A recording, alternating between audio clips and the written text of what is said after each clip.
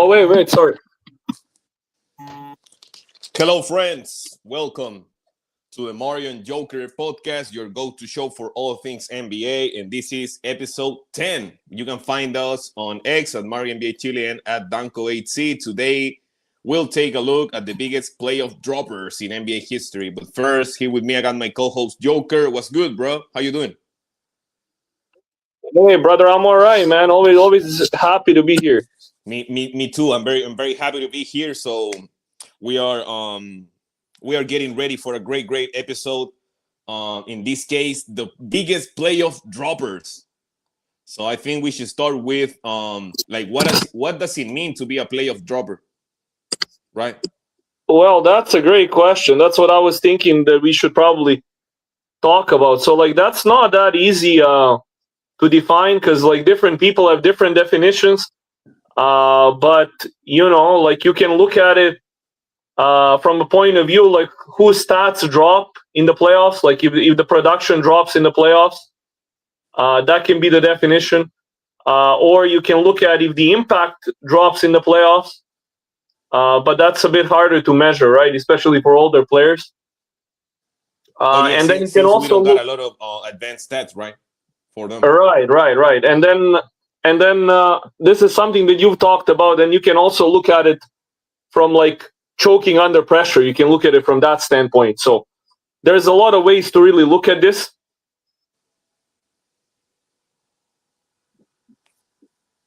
Yup, there are many ways to look at it. Um, I got a definition here. A player whose individual impact declines meaningfully from the regular season to the playoffs beyond what can reasonably be explained by role, matchup, or sample size. Yeah, that's pretty solid. Role, matchup, or sample size. Okay. And then, as you were saying, I had a different question here. It's like, is there a difference between a playoff dropper and a playoff choker? But you already alluded to it. Yeah, I think there is. Like, a playoff dropper is someone whose production generally drops in the playoffs. But a playoff choker is someone who just underperforms under pressure, right? Like, only in big pressure games, like finals or game 7, or like in But the last 5 minutes of a close game, or the player is afraid to get the ball. He doesn't want to shoot, whatever. But it seems to me that we don't put the playoff dropper as much as the playoff choker label on players. for sure. I think the choker thing gets a lot of narratives, right? Like, everyone talks about that. It's like the first name that comes to my mind when somebody is referring to a playoff choker probably would be James Harden. You know. Yeah. So let's get right into it, man. We're gonna go through several different names. Obviously, y'all can put some question in the chat and tell us if you agree with us. Who would be I think to how can I say this? Before I became like obsessed with basketball history and everything, um I didn't realize how much of a playoff dropper this player was, and I think maybe we can leave him, for the end. Leave him for the end. Yeah, Okay. yeah, like the one battling against Bill Russell, Oh because yeah, that people, guy, that guy. But yeah, why leave him till the end? Let's get him out of the way first, right? Like, he's the earliest playoff dropper, right? When you look at NBA history, like, chronologically, right? He's the earliest. and the biggest too. Who would be in contention with him? I mean, his stats probably drop the most when you compare. But just to be a little bit fair to Wilt, right? You mentioned that the definition of a playoff dropper is someone whose decline you cannot explain using role, matchup, and sample size, right? Yeah. Well, Wilt had an unfortunate circumstance of playing so many games against the GOAT of defense, right? Bill Russell. Yup, and So it's that crazy the fact that he went from 30 points to 22. yeah, and even if you look at only his prime, like I quickly calculated here, if you look at only from 1960 to 1968, that's his first 9 seasons, that's his prime. He went from 36 points a game in the regular season to 29.3 in the playoffs. So that's still almost 7 points a game, right, in his prime. But here's a funny stat.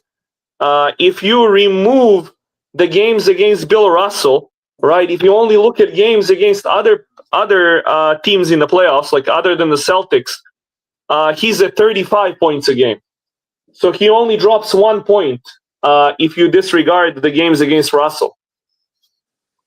So he goes from 30 to 35.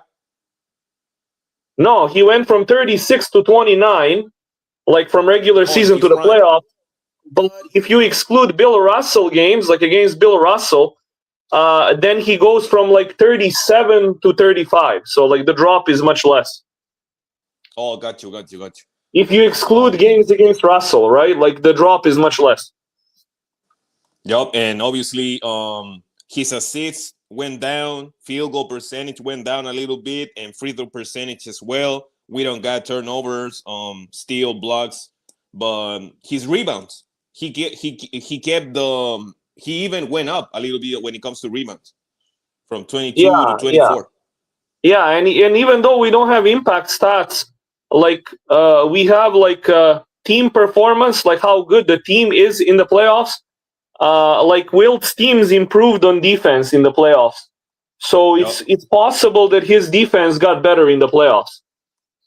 He's probably one of the all-time great underrated players on defense because Oh, 50 absolutely, points, man. 38, 34, 100 points. It's like most people don't talk about Will's defense. Oh, absolutely, man. Like when you look at what happens when he joins different teams and leaves different teams, usually those teams change more on defense than on offense. Like he affects their defense more than their offense. Facts. Let me ask you this. It is not a coincidence, right, that most of the players probably that we are gonna discuss here today didn't win a ring, right? Yeah, except Wilt did win 2 rings, but he should have won more. Yeah. Yep. Underachieving. So let's get right into the second one. Who you got? So another name that we both had is David Robinson, Oh yeah, the Admiral for the Spurs. the Admiral. Yeah, like I think with him there's also like we have to take defense into account, and his teams actually didn't do well on defense in the playoffs. You know how I said that Wilt's teams actually improved on defense in the playoffs, which Yep. is something good for Wilt. For David Robinson, that didn't happen. Actually, David Robinson Spurs got worse on defense in the playoffs before Duncan got there. Oh yeah, I was about to ask you that. It's like those stats are before Duncan, with Duncan. No, I only looked at before Duncan. So from So that 90 was to from 96. 90 to 96. 6 years. 7 years. Yeah, yeah. So in those years, like the Spurs defense got a little bit worse in the playoffs, which is not really good because we know that Robinson's offensive stats went down, like his scoring efficiency. And then his defense also didn't really get better, so that's not a good sign. Oh, and another thing is like obviously most of the times when you get put the playoff dropper label is probably because you're a first option, right? There are not many times in which a second option is gonna be labeled, oh, he's a playoff dropper, probably, right?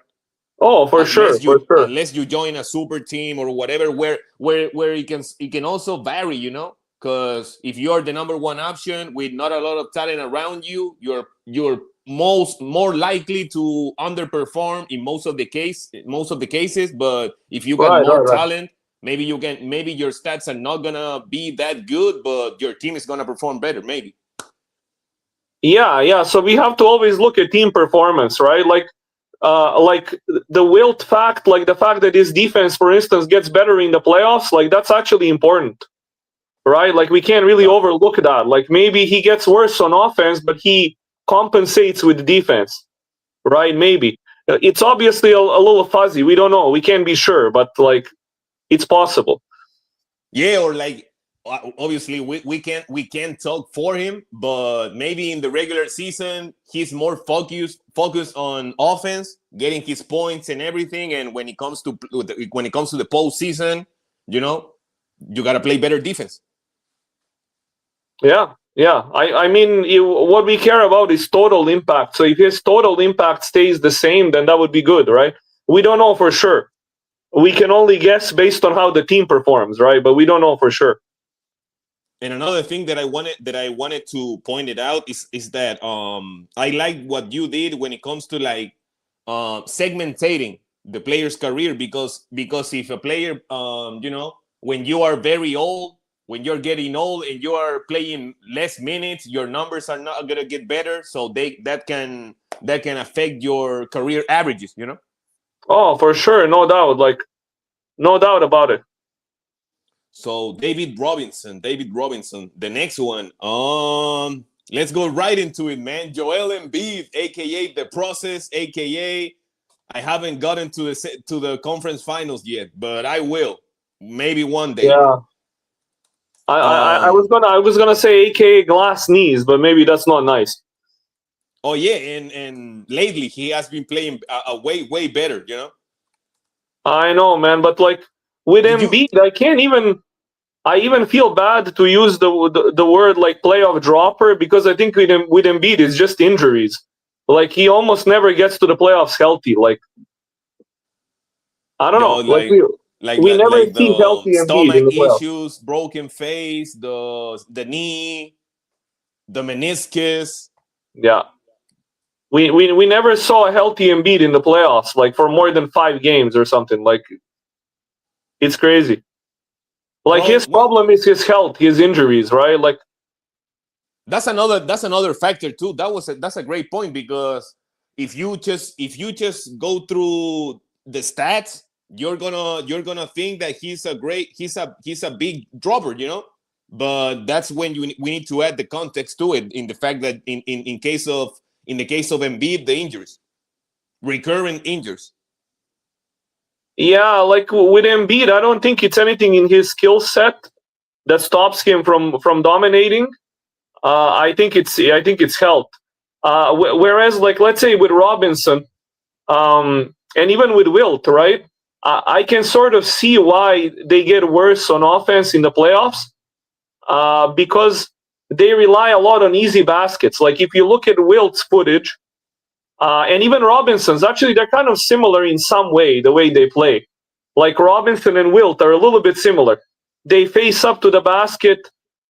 They shoot those little jumpers. They get a lot of points off of offensive rebounds, a lot of points in transition. Like they're very fast runners down the court and that kind of stuff. But like you play in the playoffs against Bill Russell or Hakeem, or they're gonna take away the easy baskets. Like you're gonna have to manufacture points like with your post game and stuff. And neither Wilt nor Robinson had a great post game. Yep. One thing that it's not funny to me, but it's crazy, the fact that Joel Embiid in the playoffs. I always say this, like he averages more turnovers than assists. I cannot get my mind through that. I don't know. I think with him it's health issues. I think his skill set is built well for the playoffs. Like he's good in the post. He can shoot the ball. Like there's no reason that he wouldn't be as good in the playoffs. Other Was than health, he right? was he Other than healthy health. in 2019? That was probably the last year he was fully healthy for a postseason, right? Yeah, and that was like before his true prime, right? Like that was like the beginning of his prime, Oh maybe. yeah. 2019. God damn, 7 years ago. Damn. Yeah. So let's get right into the next one. Do you got who you got there? All right, so we'll go back to the '90s for a second. What about Karl Malone? Everyone talks about him. I always remember Bill Simmons. He used to trash Karl Malone. I think he created a formula that will exclude Karl Malone from it. You know, I think it was that's adding your points, rebounds, and assists in one season.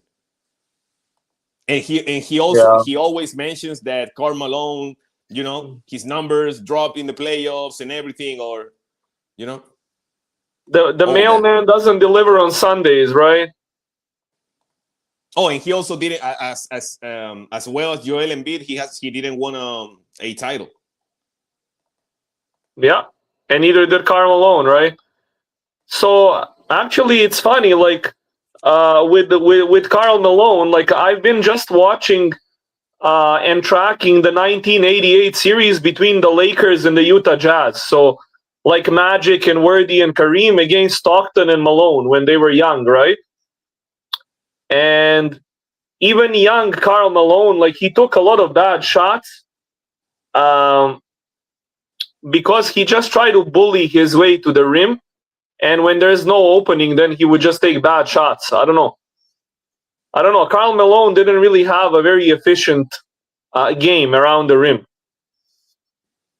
The old school power forward. Throughout his career, the numbers went down in the playoffs when it comes to points, assists, field goal percentage, 3-point percentage, free throws, steals, and blocks. But as we were saying before, that can be a little bit misleading. But it's crazy. It's crazy. Karl Malone. I He think might for be a the best. I was gonna say he might be the best power forward ever in transition. Like in transition, Karl Malone was unstoppable because he was so fast and so strong. But you put him in a half court against taller players because he also wasn't very tall. He was like 6'8", 6'9", and he had trouble finishing over the big guys, like over Kareem and stuff, and even the shorter players on the Lakers, like that I was watching these days, like AC Green and Kurt Rambis and stuff. He had trouble finishing over those guys, right, in the paint. Yep, Karl Malone with the Utah Jazz. Um, who else? Oh, you mentioned KG, Kevin Garnett. Yeah, Kevin Garnett's kind of in the same boat as David Robinson. Um, yeah, his I don't know what KG's problem is. I think it's just I don't know. KG doesn't really rely on easy points. Uh, although I don't know, he kind of does. I think he gets a lot of points off of offensive rebounds. Um, and also in the playoffs, like the defenders get more physical with him. Like it's And less transition, right? harder for him to bully guys in the paint. You know, like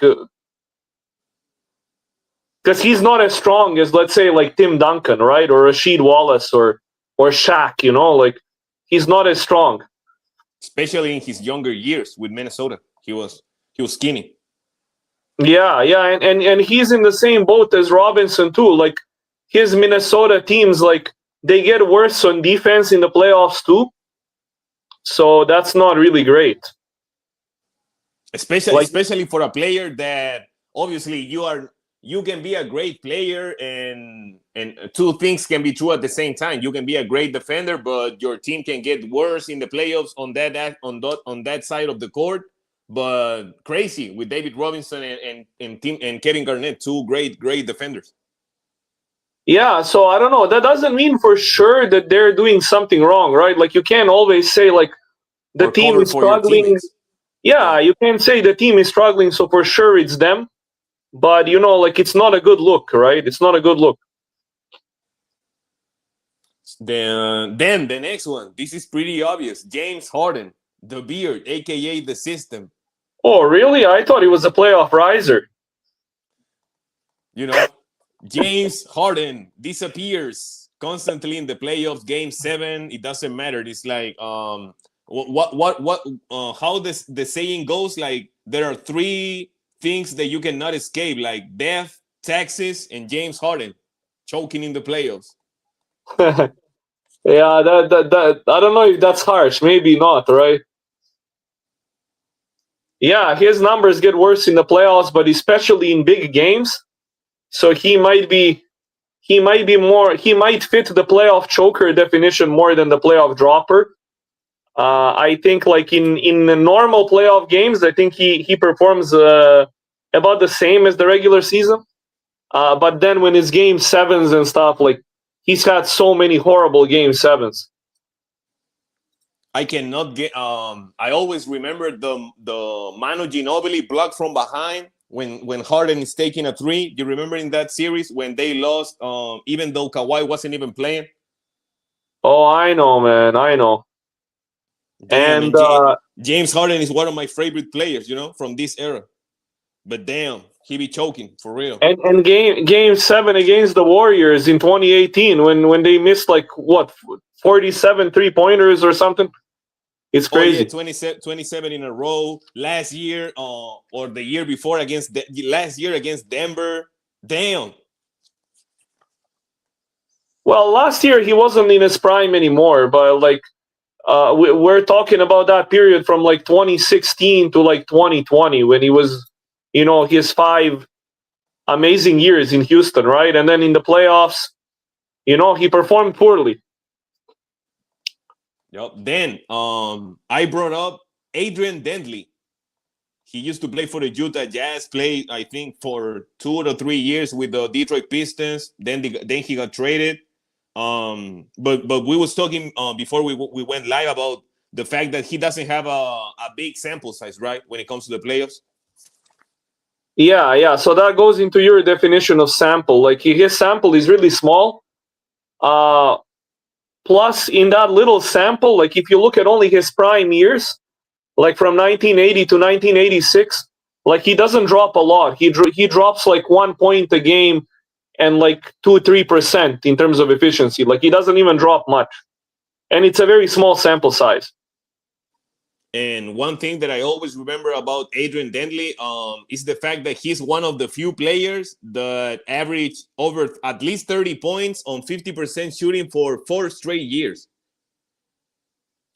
Unreal player, man. Unreal player. Like his post game as a small forward was incredible. Like unreal. I thought he was a power forward. I don't know why. No, Maybe he he was he mostly was he plays was small tall. forward. Oh, I thought he was like 6'7", 6'8", No, Damn, he's he's 6'5". undersized. Dantley was like 6'5". Wow. I don't know why. Dantley is I was watching one game a couple of months ago from Detroit, and he looked way taller, on the screen. yeah, no, he's only 6'5". He was pretty undersized. I don't know Then with him, like I don't know. He has a reputation as a selfish player. Like he never looked to pass the ball much, and he didn't never put much effort in on defense. Like that's kind of his problem. Adrian Dantley, and obviously another player that didn't win a title. Then The bad boys traded him midway through their first title season. in '89. They traded him to Mark Aguirre. Yeah, they traded him. Oh yeah, Mark Aguirre. Yeah. He used to play for the Mavs, right? Yeah, and he was kind of a similar player to Dantley. Not as good as Dantley, but better team player. Like more, he bought more into the Pistons. More into the Pistons philosophy, right? You could say. Yup. Then I got two last names, Carl Anthony Towns and Oscar Robertson. Who do you want to talk about?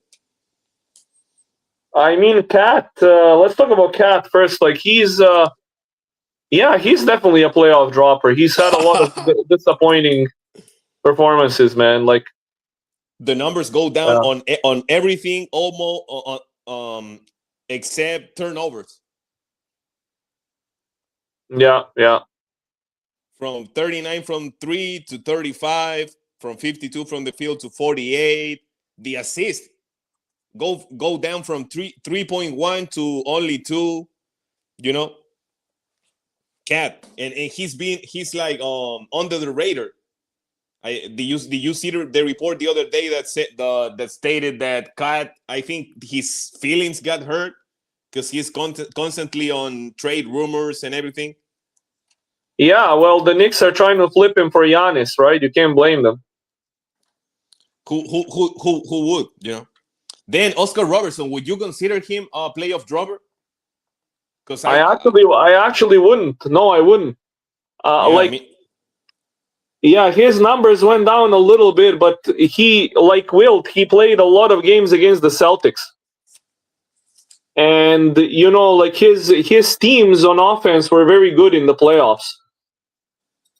You know, and he didn't have like a stacked supporting cast. Like he had a decent supporting cast, but like he didn't have a stacked team. And yet his offensive numbers, like in the playoffs, only went down a little bit, but the team's performance stayed really good. Like the team's offense, right, in the playoffs.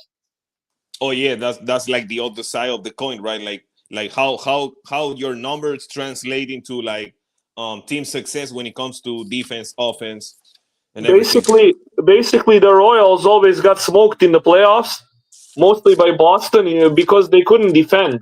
Like they had a few players who could score buckets, but they could not defend. And one thing that I remember about Oscar Robertson is the fact that I think in 6 years when he was playing for the Royals, he didn't win a playoff series. 6 straight years. Yeah, from 85 until the end. Yeah, from 85 to 70. Yeah. Sorry, 65 to 70. Yeah, From 65. 1965. Giannis is on 70. pace to 4 years without winning a playoff series. Wait in 07, 08, 09, and 2010. I think those are the only like great players that at least haven't won a playoff series for 4 straight years. Who was the other player that you said? Oscar Robertson, Giannis, and Dwayne Wade. Oh, yeah, okay. I think those are the only ones. Yeah, Dwayne Wade, yeah. Like he had some injuries in there too. I think the 2 of those years he was injured, but yeah. Yeah. Yeah. Is there any other name that you got? All right, this name is gonna hell, damn! I completely forgot about it.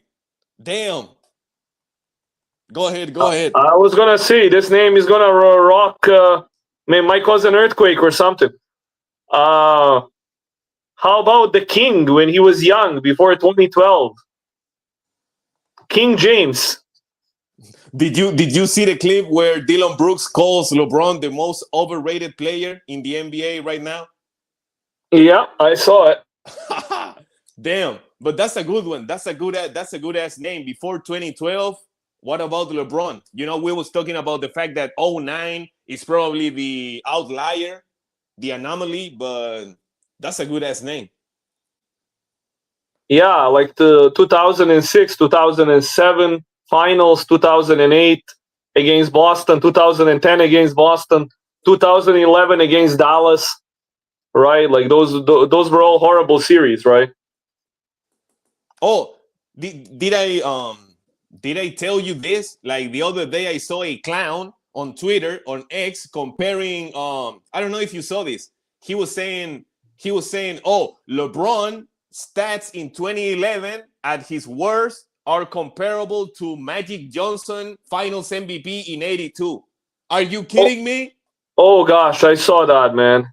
He said, oh, adjusted for pace or adjusted for possessions, whatever, you know. God damn. Just turn on the tape. You know, the 82 finals are on YouTube. Just go and watch Magic in the 82 finals and then go watch LeBron in the 2011 finals and just get out of here. Just go watch the games. Damn, that was crazy. That's called counting stats and not watching games. Like if you say 82 Magic and 2011 LeBron and you try to say they're close, like you need to go watch the games. There's not other way to say it. There's no other way I can say it. Just go watch the game. Damn, that I lost I lost brain cells when I saw that. Dude, and if after you watch you still think they're comparable, then you need to go watch another sport. I'm sorry, go watch golf or something else. Like, go watch another sport. Or check your vision. Go to the what is called Oculist. Dude, I don't want to be rude, but like that's a laughable comparison. Like that guy should have his account banned. Like, that's laughable. Oh crap! That's trolling. That's trolling. That's laughable. That's trolling one-on-one. Trolling one-on-one, comparing LeBron 2011 stats against Magic in '82. But that's the internet. That's the internet we live on. We live in. So I think problem is, right? The reason that these people do that is because there's a lot of young fans today that haven't watched a single full game of Magic, let alone, going back and watching the whole series and reading about it and doing research. Like, most people have no idea, right? So like this can fly because people just don't know any better. That's a mic drop. I call it a mic drop. Right. So like, I think those were we discussed on 2, 4, 6, around 8, 9 players during this episode. Yeah, I have one more name on my list that I think we can talk about briefly. Who? What do you think of the current best scorer in the league? What do you think about how he's done in the playoffs? Oh, that's a good one. Shea. Yeah, aren't you a little disappointed by his last couple of playoffs? Like, a little bit? Playoff series. Let me go through it. We're land of basketball. Oh, 2019. 30, 31, 29, 27, 32, 27. Yeah, but look at his efficiency. Like, in the regular season, he's like +7, +8. And then in the playoffs, he's like +1, +0, like -1. Oh, that's another thing. It's like you can get your numbers. You can still get your numbers, but at how, with what level of efficiency, Yeah, like last year in the playoffs, I'll tell you exactly, last postseason, Shea put up about the same scoring volume as in the regular season, but on only +0.5 efficiency. He shot under 50% in 3 out of the 4 series last year. Yeah, and relative efficiency only +0.5 compared to +7 in the regular season. Wow, +7. That's crazy. +7 in the regular season and then +0.5 in the playoffs. That's crazy. That's another good name that you brought up. The only thing that I would say is maybe you can use the sample size argument and say, hey, it's only one playoff run. He only played like 30 playoff games the last 2 years. Like, let's give him a little bit more time. Let's see what he does this year. But, if this year is the same story, like right now, his efficiency is like +9 in the regular season. If he has another like +1 playoff or like a 0 playoff, like that's not good. Yeah, that's great because you can have maybe 1 year, 2 years, and Shea obviously is still, he's not young. He's not a young player, but he can get better. And I was thinking about that. I forgot to tell you that I don't see, maybe this year that he will struggle at least efficiency wise in the playoffs. Maybe because the OKC Thunder are dealing with a lot of injuries, and the whole thing. But I don't. Maybe he can run. He can run a little bit out of gas. I don't know why I think that. Yeah, it's possible. It's possible. You know what's one weird name that people bring up as a playoff dropper? This one like is surprising to a lot of people who watch the old NBA, but I hear this name brought up a lot. Larry. Larry. Yeah. How did you guess that, man? That's Larry Bird. That's what I do. No, but I was when you were saying it, I was in my mind. I was like projecting. I was watching the Legend of Winning. Do you know him? Legend of Losing. YouTube channel, yeah. Yeah. Legend of Winning. He always he always brings up a lot of playoff series from Larry Bird that were like, like what that we can in which we can say that he was a playoff dropper or he dropped in the playoffs. Yeah, Larry dropped a little bit in a couple of postseason. 81 in the 81 finals. I mean, 81 playoffs. Yeah, 83. He was injured, but he dropped a lot in 83. When he scored single digits, right? In 81. Yep, and then 83 he was injured, but he dropped a lot in the playoffs. And then 85 when he broke his hand in a bar fight, and then the rest of the games, like including the finals, his numbers were down. Usually with Bird, it was injuries though. Like almost every Bird struggle, except 81. Every other year, you really point to injuries. So I think with Bird, it's just injuries. He scored under 20 points. I mean, he scored over 20 points in one game in the 81 finals. Obviously, and maybe that's why he didn't win finals MVP, right? Cedric Maxwell won it that year. Yeah. Oh crap! He averaged 15 points. In the 81 finals, yeah, 15 points. Wow, that's a good one. I remember hearing about some bad playoff series for Larry Bird. That's one of the series that I actually want to watch. I'm going to do some tracking of that series at some point. I want to watch that series, the 81 finals. I want to watch Bird and Moses Malone too. Like that's one of the series I want to watch. Who was there in Houston besides Moses? Good question. They had the little guy Calvin Murphy. They had Robert Reed. Oh, but I don't think Calvin Murphy played in the finals, right? He didn't. Robert Reed. This is game. Let me check that. Game 6. Robert Reed, Malone, Henderson, Don Levy, Poltz. Yeah, Poltz. Billy Poltz too was a good player there. Willoughby, Garrett, Level, and Jones. Maybe. Yeah. Larry. A lot of these guys are actually decent role players. Calvin Murphy played only 4 games in the finals. He got injured. Oh. Yeah, he missed a couple of games in the finals.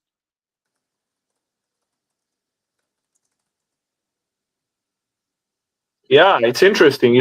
I didn't even know that.